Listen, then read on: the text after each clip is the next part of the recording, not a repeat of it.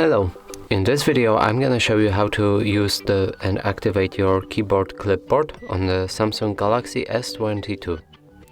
So in order to make sure that our clipboard is right here, we'll need to go to our system settings, scroll down, find General Management, then Samsung keyboard settings right here, and scroll all the way down to find the keyboard toolbar.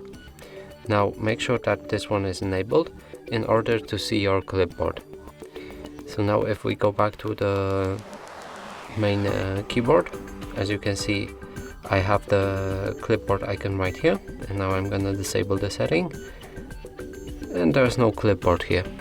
So make sure that this one is on, and to activate and use our clipboard we'll need to press on this icon, and from here we already can add or delete any words or sentences from our clipboard. You can also do it with images. So let's just add a word like elephant. Hold your finger onto the word that you want to add to the clipboard and press copy.